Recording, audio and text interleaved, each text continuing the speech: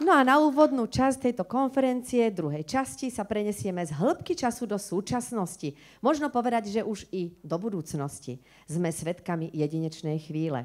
Vedec z Ústavu informatiky v oblasti automatického spracovania reči, magister Marian Trnka, prichádza s príspevkom Od falešního Turka po umelého Macka. A neprichádza sám.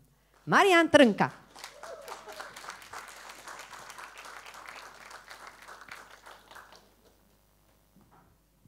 Ďakujem za pekné privítanie. A nebude to až tak o tej budúcnosti, dúfam. Začnem asi v minulosti.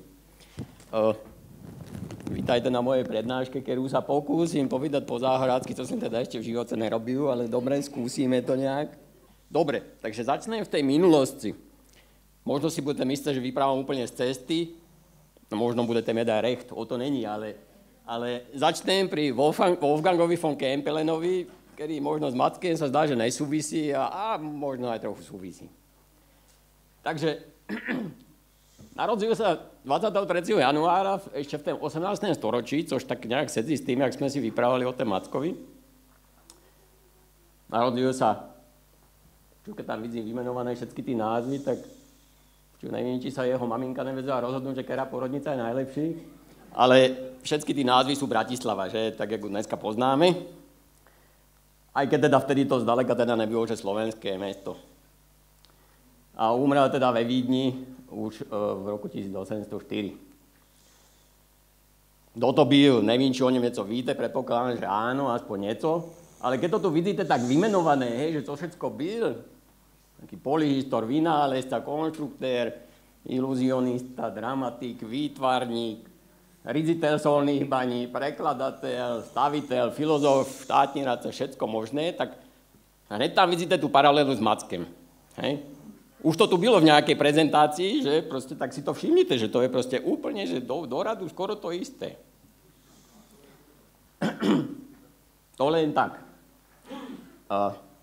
Označil by som ho za renesančního človeka a dokonca by som sa nebál povedať, že možno Macek a von Kempelen sú niečo jak Da Vinci a Michelangelo. To je taká dvojka. Dobre, co o ňom víme? Čím je známy ten Kempelen? Měl napríklad patent na pární turbínu. Spravil vodovod z Vidrice hore na hrad. Pontonový most naprojektoval cez Dunaj. Postel pro Máriu Teréziu. Prototypy umelých končatín napríklad robil. Špeciálny písací stroj pro slepcu. Zavlažovací systém, kopec ešte iných vecí, ale ten najznámejší vec, ktorú asi všetci poznáte, je ten známy šachový automat, ktorý spravil v podobe toho Turka. A ešte, co spravil dôležité, je vyprávajúci mašina. Budeme si o tých posledných dvoch si niečo povíme. Ale ešte skôr než tam budem, tak sa opýtam, že co myslíte z toho, že co z toho to byl taký, že najväčší prínos vedecký? Trúfne si niekto povedať?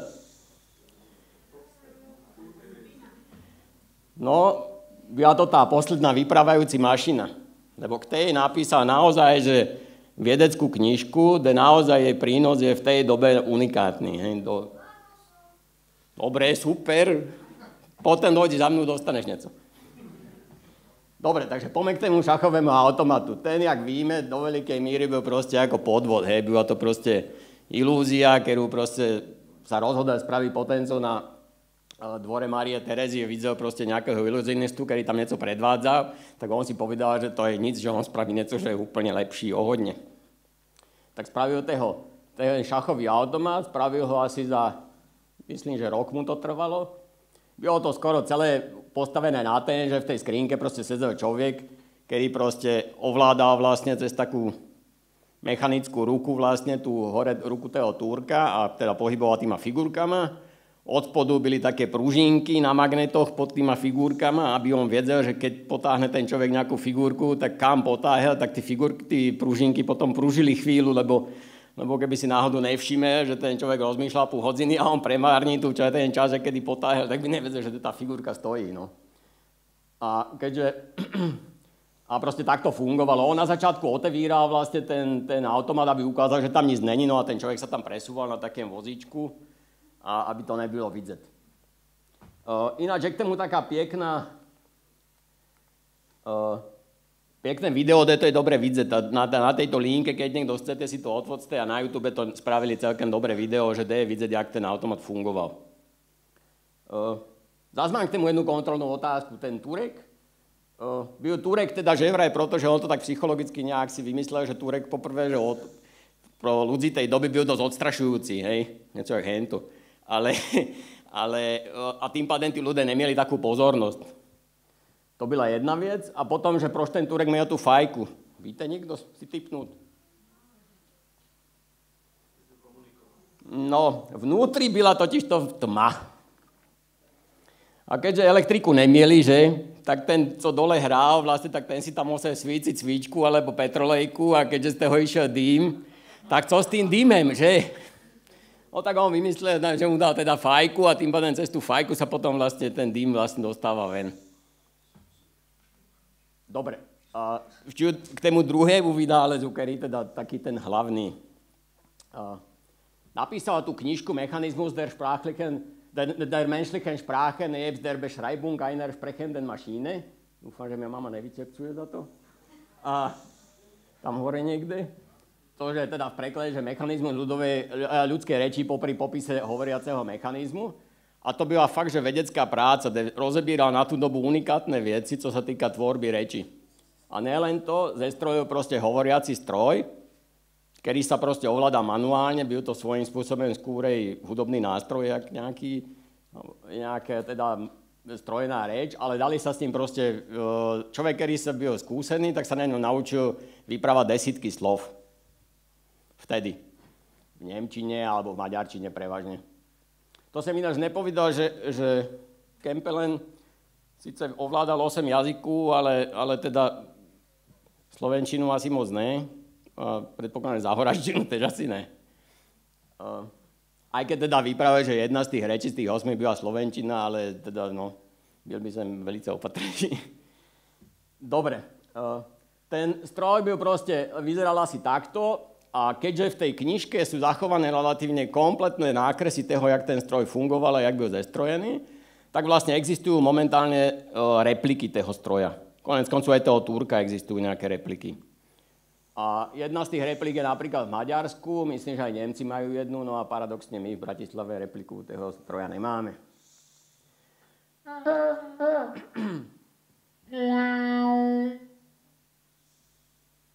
Mama. Papa.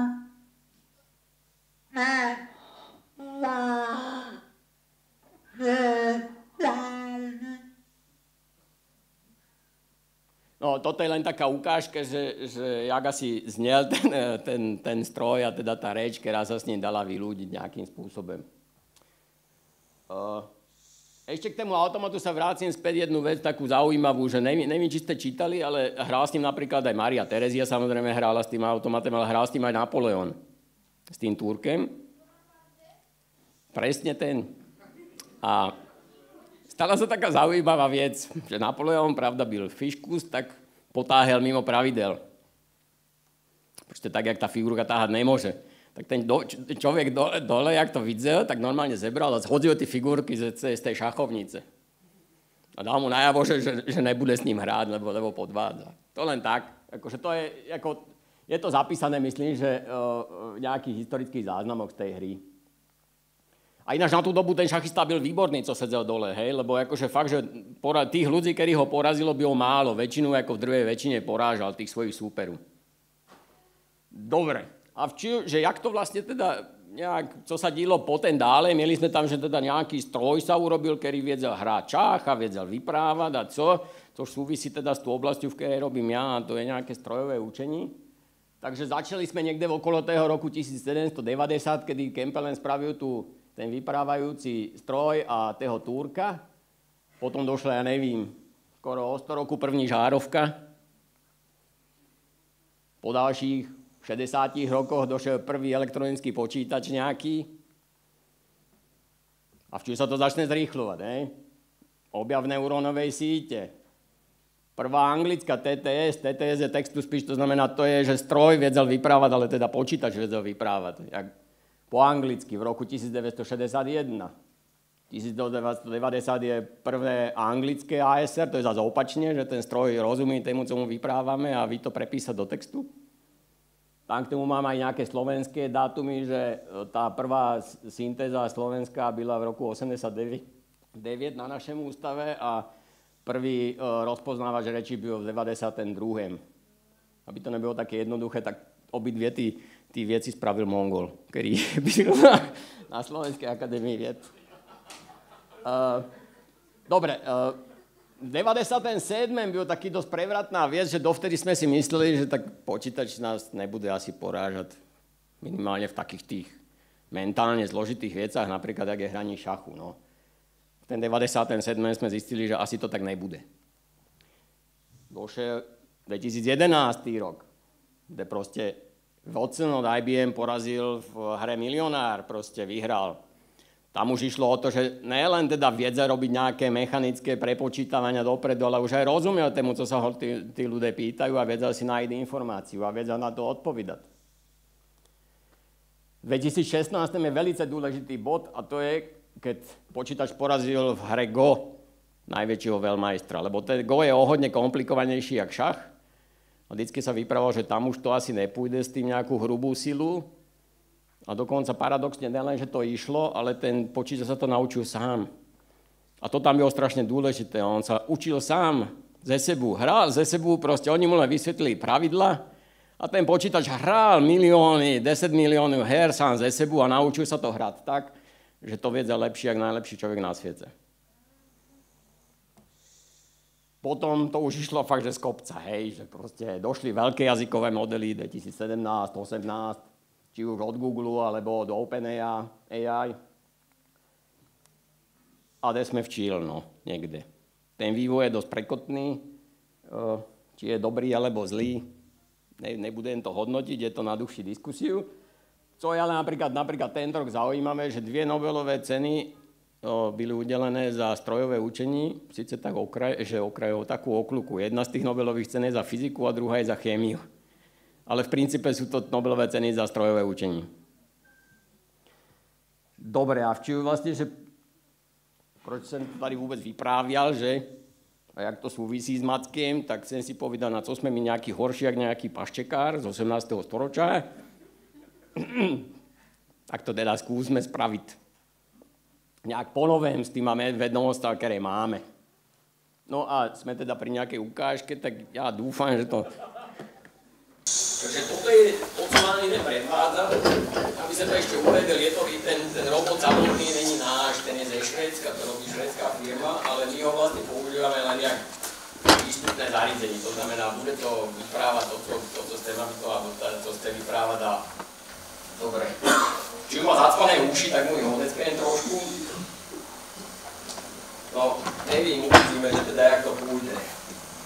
Mátek, stávaj.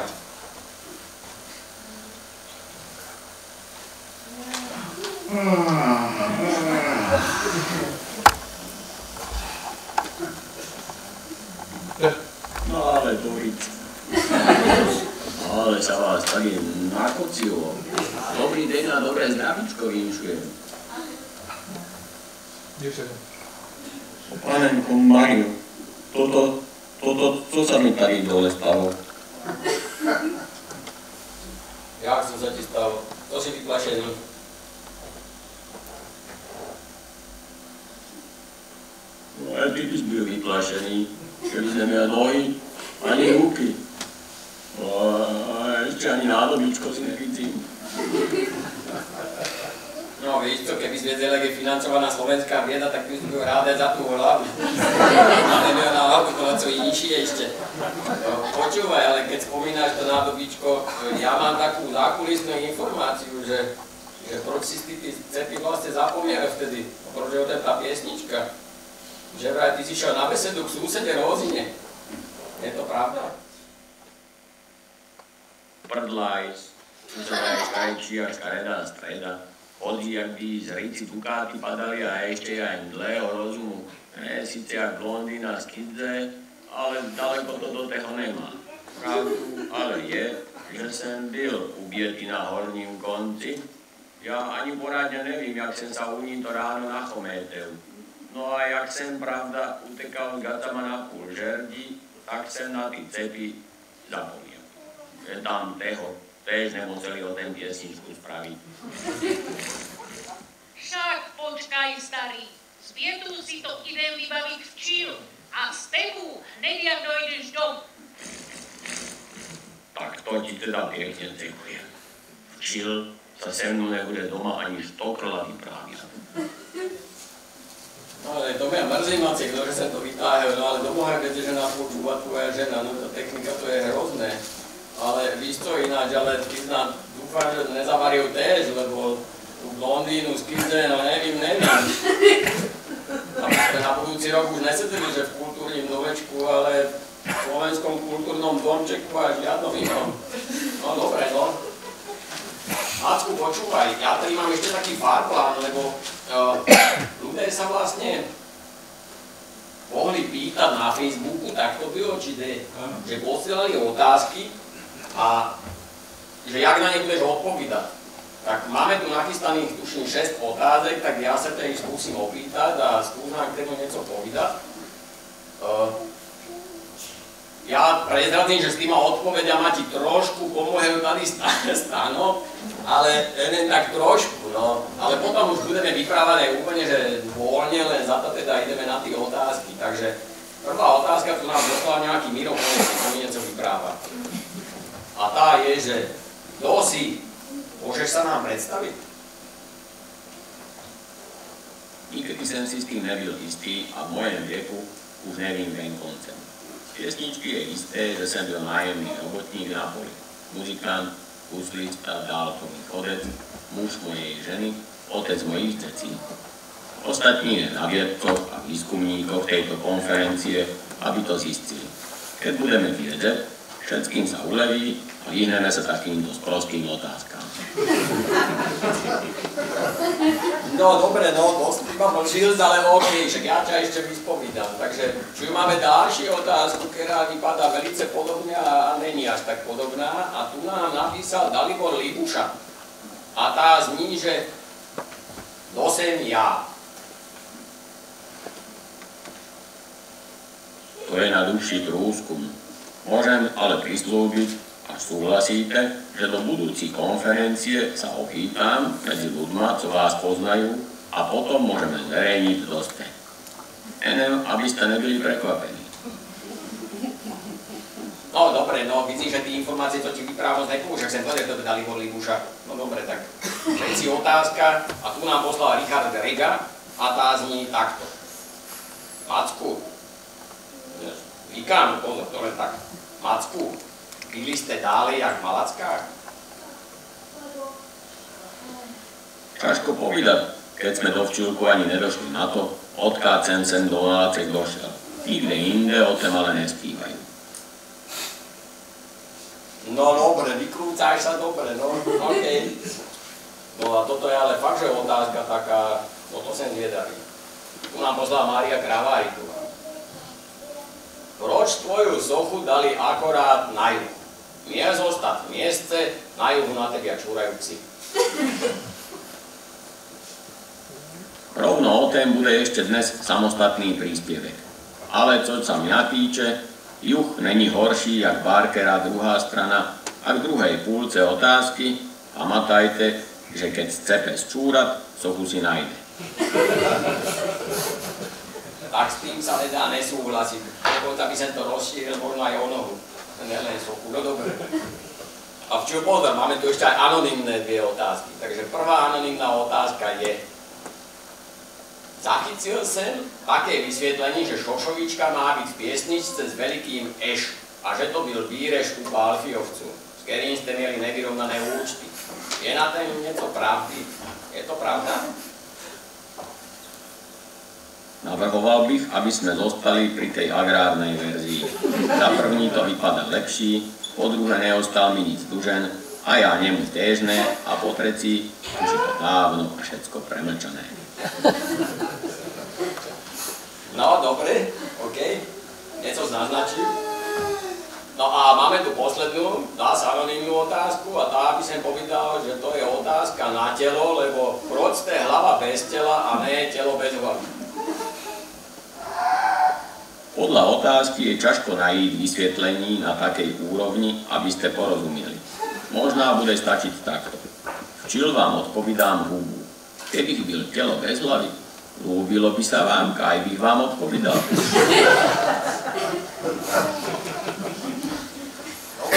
Dobre, to sa ti podarilo. Ale počúvaj, v tej prvej otázke tak dosť mlžil. Môžeš sa nám predstaviť tak viac podrobne?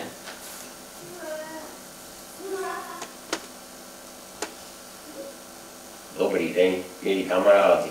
Som Macek, ten, ktorý sa vybral z domácej Moláci Šošovičku. Narodil som sa v malej dedinci Šošovište nedaleko Malaciek. Teda by sa dalo povedať, že Šošovica je moju druhú lásku, zaraz po mojej manželce Úžence Osaví. Som nájemný robotník na poli, muzikant, hrávam na huslách, gajdách a rád spívam písni. Mám dve deti, syna Janka a dceru Aničku, s ktorým rád hrávam fotbal a trávim čas na čerstvému úštu.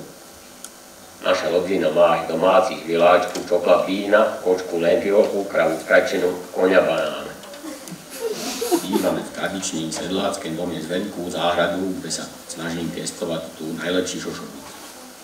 Moju obľúbenú knihu je kniha Smíchu a zabúdania od Milana Kunderu a rád si prečítam aj pohádku Zapomenutý čas. Ale si sa mňa nikto opýta na moje obľúbenie líče, tak bez váhania poviem Šošovicová polevka. Teda to je Macek v skratce.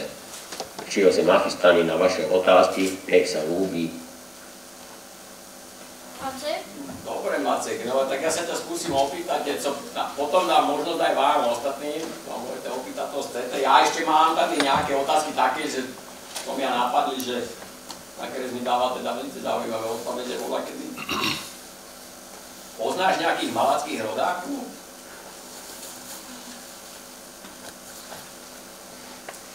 Poznáš nejakých malackých rodákov? No, ticho je. Áno, Malacky sú známe množstvom zaujímavých osobností. Napríklad spomeniem Jozefa Kronera, ktorý je veľmi známy komediant a pochádza z Malacik. Alebo môžem spomenúť aj spieváka a skladateľa Jozefa Ráša, ktorý tiež patrí medzi známe ksisty. A samozrejme mám neurekým kamarádu Vácka, teda bych mohol menovať aj niekoľko místnych šampiónov v Šošovicovej polevke. Jestli by ste sa chceli dozvedieť víc, rád sa podelím o ďalší príbehy. No, počúvaj, tieto informácie nevypadajú zrovna faktograficky v porádku, ale co myslíš? Lebo ja teda nevím o tej, že by očoráčil z Malacek Jozef Kroner.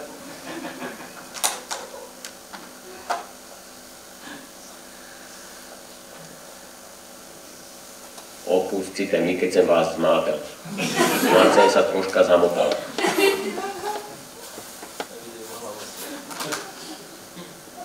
Malacky majú svoje osobnosti, ale nie som si istý, jestli Jozef Kroner alebo Jozef Ráš sú presne z týchto končín. Ale vím, že Malacky sú plné talentovaných ľudí, ktorí sa presadili v rôznych oblastiach. Ale si by ste sa chceli dozvedieť víc o místnych rodákoch, iste bych sa rád dozvedel aj ja. V každém prípade, si máte nejakých obľúbených malackých rodákov, neváhajte sa podeliť. Dobre, Macek, nebudem ťa trápiť, dáme príležitosť divákom. Môžeme im dať mikrofón a nech sa ťa niečo opýtajú?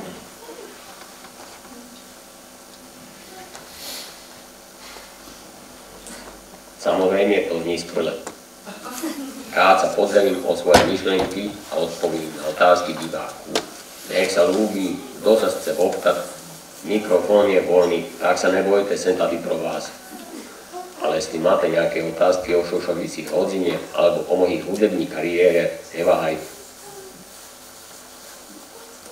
No, dobre. Môžem posunúť mikrofón, že keď mi povíte otázku, ja mu to nejak pretlmočím. Ktorý hudobný nástroj sa ti najviac páči? Ja mu to pretlmočím, dobre? Lebo on tej slovenčine moc nerozumí. Kedy hudebný nástroj sa ti najviac ľúbi?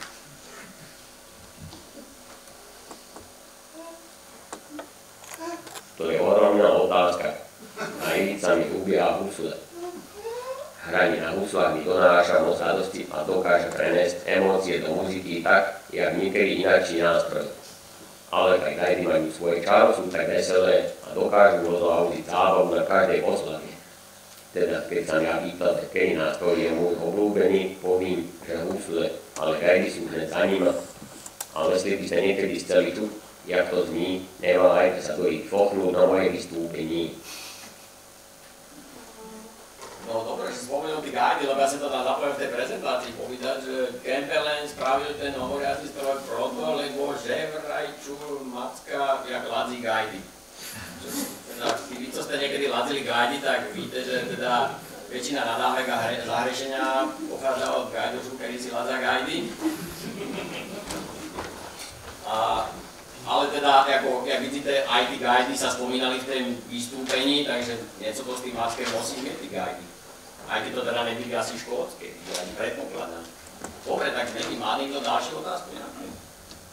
Nech sa páči. Ďakujem. Ja by som chcela vedieť, jak sa pán Macek orientuje v časi a priestore. Čiže otázka, jaký je dnes deň a koľkátého je? No dobrá otázka.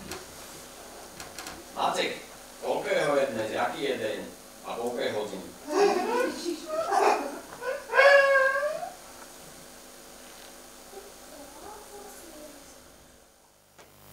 To je otázka, na ktorú nemám presnú odpoveď, skrze jak sedlák a muzikant sa rád rídzim podľa slnka a ročných období, ne podľa hodín a kalendárov. Ale lesi si dobre pamätám, dneska je deň, kedy môžeme oslavovať Šošovicu a dobrú spoločnosť. Teda, keď je to pro vás dôležité, možno aj by ste mohli skontrolovať svoj mobil alebo hodinky. Ale ja sa radšej sústredím na to, jak sa mám dobre a jaké je krásne počasí na poli.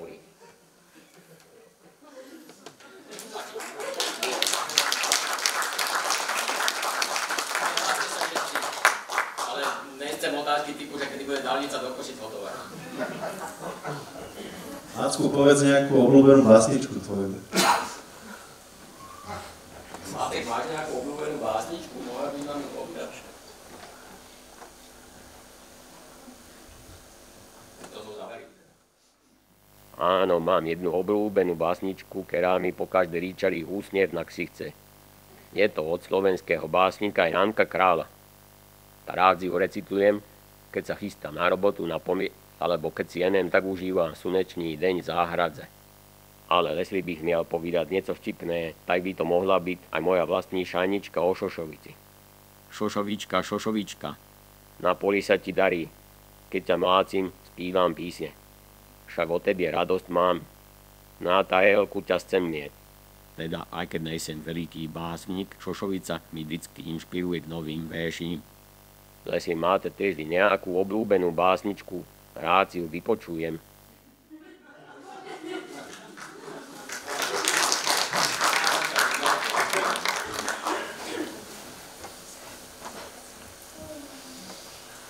Máte jedinečnú príležitosť, aká sa už nenaskytne najbližší 2 dní.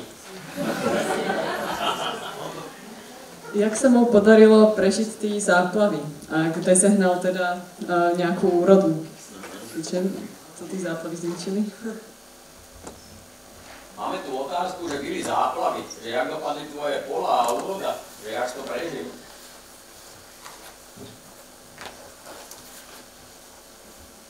No, to je úplne dôležitá otázka.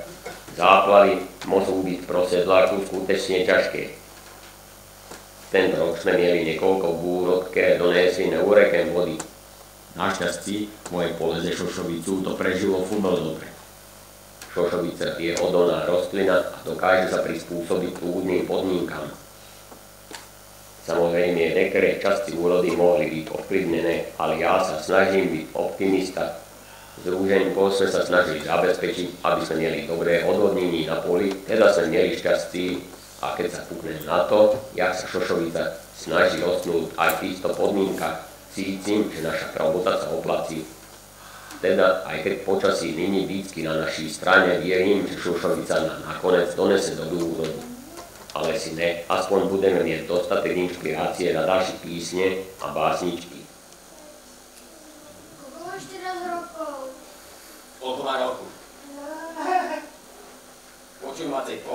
rokov, jak si starý?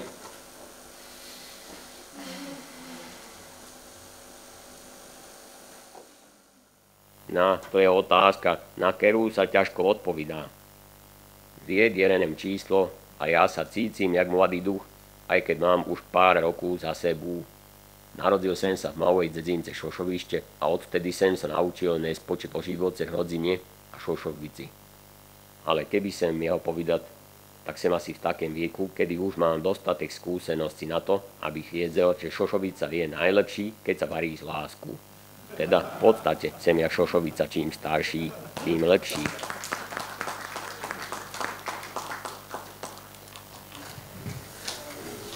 Všetko už nikto nic?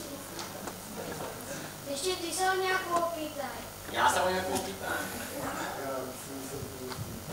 Nech sa ľudí. Mne sa zdá, že furt len mlžíš, nechceš ísť do politiky? Počuj, Macek, ako naozaj tady diváci majú dojem, že iba mlžíš, no, že či nechceš náhodou ísť do politiky, nechceš byť politikem?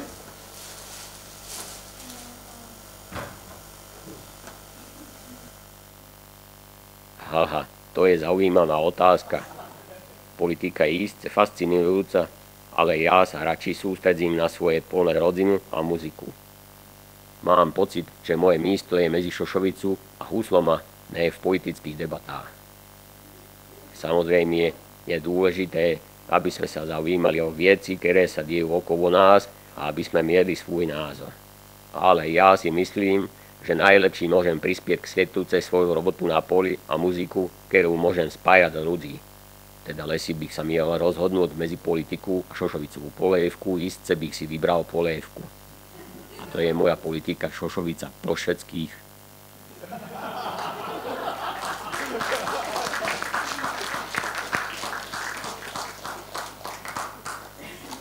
Dobre, no, tak ešte niekto? Ešte ty sa opýtaj. Ja? Jakú? Víš to, Macek, ja mám takú otázku, že myslíš, že zmizne niekedy ze sveta ľudská hlúposť?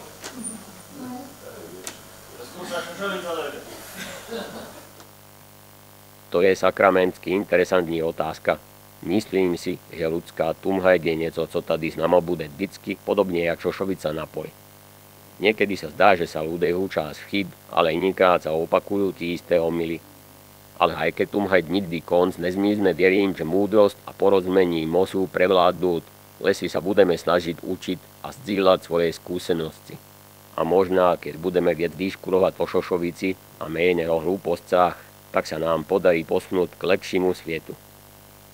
Teda, aj keď nejsem odborník na filozofiu, myslím si, že dôležité je snažiť sa byť múdrejším a učiť sa jeden od druhého.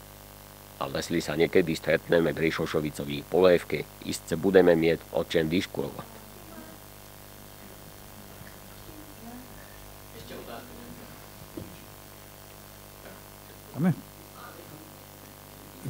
Z jaké vzdálenosti došel mláci tú Šošovicu? Či bicykli je? Dobre, takže dve otázky. Je tu otázka, že či tú Šošovicu do Mlácek došiel zvláciť na bicykli a že z jakej dálky to bylo.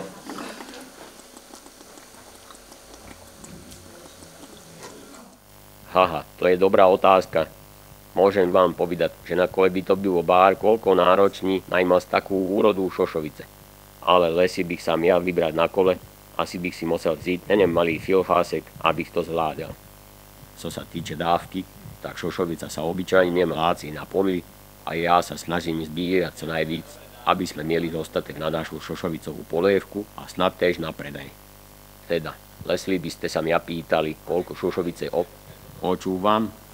Tá otázka byla, že z jakej dálky došiel.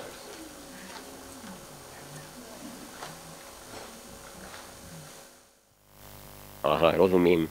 Teda, lesi sa pýtate, z jakej dávky sem došiel do Mlácek, tak bych povedal, že z dávky. Počúvam. Jak to bylo daleko, že odkiaľ došiel, jak to je daleko tá dedina, z ktorej zišiel?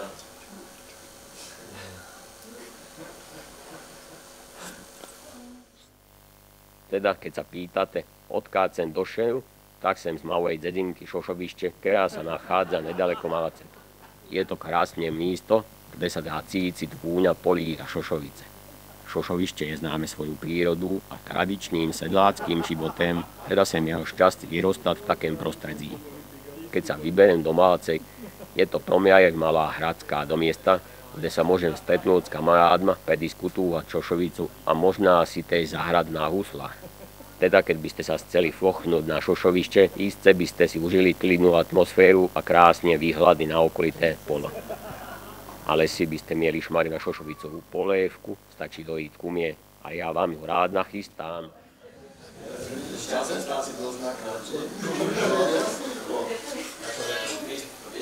Ďakujeme ti za tie odpovede, bylo to super a dáme ti priestor, aby sa rozlúčil s divákom, môže sa rozlúčiť.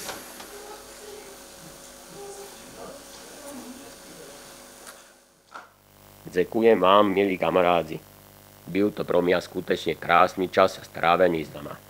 Krátce sa podelil o svoje príbehy o Šošovici, Trodzine a muzike. Dúfam, že ste sa zabavili a možno ste sa tiež čosi nové dozvedeli. Pamätajte, že život je jak Šošovica, niekedy je potrebné trošku zamýšľať, aby sa všetko spojilo do skvelej polévky. Teda keď sa stretneme na budúce, iste si nachystajte nejakú Šošovicovú polévku a donesete tiež dobrú náladu. Miejte sa krásne a teším sa na ďalších stretnutí. S Bohem!